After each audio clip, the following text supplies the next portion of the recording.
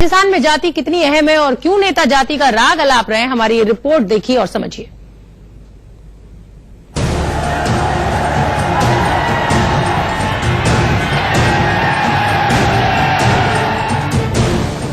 जाति है कि जाति नहीं, और अगर मौका चुनाव का हो तो भला जाति कैसे जा सकती है। शायद इसीलिए नेता एक दूसरे की जाति गिनाते रहते हैं। हम अपनी बात को आगे बढ़ाएं उससे पहले जरा ये बयान सुन लीजिए। धर्म के बारे में कोई जानता है तो पंडित जानते हैं, विद्वान पंडित, कौन कहते हैं ब्राह्मण। ये अजीब देश हो गया। इस देश में उमा भारती लोधी समाज की है, वो हिंदू धर्म की बात कर रही है। साध्वी जी किसी धर्म की, वो हिंदू धर्म की बात कर रहे हैं। नरेंद्र मोदी जी किसी धर्म की, हिंदू की बात कर रहे हैं। ब्राह्मणों का काम नहीं, ब्राह्मण तो समझते नहीं। 50 साल में इनकी अकल बाहर निकल गई। संविधान ने भी सबको समान अधिकार मिले, न्याय मिले, इसका रास्ता दिखाया। लेकिन ये कांग्रेस पार्टी पूछ रही है, नामदार और नामदार के चेले चपाटे पूछ रहे हैं मोदी की जात क्या है। प्रधानमंत्री मोदी ने राजस्थान के भीलवाड़ा में जाति का सवाल उठाया और कांग्रेस पर हमला बोल दिया। दूसरी तरफ कांग्रेस अध्यक्ष राहुल गांधी पुष्कर में ब्रह्म सरोवर पहुंचे थे। पुजारी के मुताबिक जब राहुल से उनका गोत्र पूछा गया तो उन्होंने खुद का गोत्र कौल दत्तात्रेय बताया। आज राहुल गांधी आए और इनका गोत्र दत्तात्रेय है।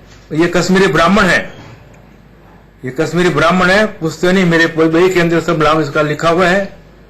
और ये इलाहाबाद नेहरू पे रहते थे, इनका नाम इसलिए नेहरू पड़ा। बाकी जवाहरलाल नेहरू कौल है और इनका गोत्र है दत्तात्रेय। दीनानाथ कौल ने अपनी पोथी दिखाकर दावा किया कि पुष्कर मंदिर में इंदिरा गांधी और सोनिया गांधी भी पूजा कर चुकी हैं।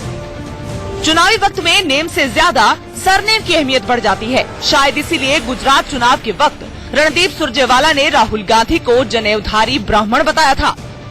वैसे प्रधानमंत्री मोदी भी कई चुनावी रैलियों में खुद की जाति का जिक्र कर चुके हैं। ऐसे कई नेता हैं जो गाहे बगाहे जाति का जिक्र कर ही देते हैं। यानी कुल मिलाकर चुनाव में जाति को आधार बनाकर वोट बटोरने की कोशिश होती है। राजस्थान का जातिगत समीकरण ऐसा है जिसे कोई हल्के में नहीं ले सकता।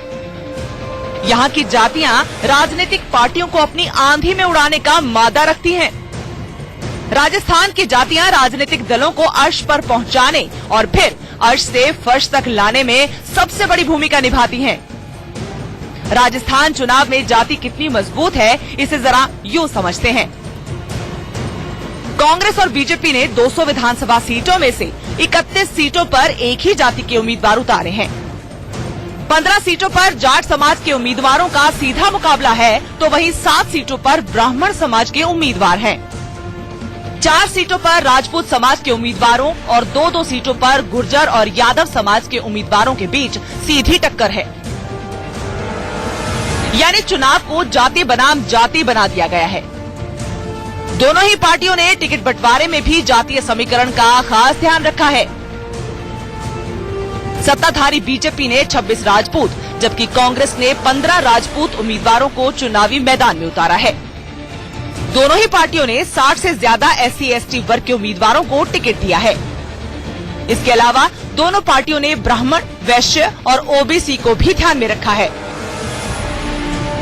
वैसे तो देश में 1931 के बाद से जातिवार जनगणना नहीं हुई है। हालांकि लालू यादव और शरद यादव सरीखे नेता जातियों की संख्या बताने की मांग करते रहे हैं। 2011 में जाति को गिना भी गया, लेकिन हजारों करोड़ रुपए खर्च करने के बाद भी सरकार ने जातिवार जनसंख्या के आंकड़े जारी नहीं किए हैं। फिर भी अंदाजतन राजस्थान में कुल 272 जातियां हैं। इसमें 51% OBC हैं, जिनमें जाट 9%, गुर्जर 5% और 5% माली शामिल हैं। राजस्थान में 18% SC और 13% ST जातियों के लोग हैं। इसके अलावा करीब 7% ब्राह्मण, 6% राजपूत और 4% वैश्य समाज के लोग हैं। चुनावी नजरिए से देखा जाए तो ये जातियां सरकार बनाने में अहम भूमिका निभाती हैं। सत्ता की चाबी किसके पास रहेगी, इसका फैसला करने में ये जातियां काफी मायने रखती हैं। यूं तो सुप्रीम कोर्ट ने जाति और धर्म के आधार पर वोट मांगने को अपराध घोषित कर रखा है, लेकिन किसी न किसी तरीके से नेता जाति पर निशाना लगा ही देते हैं।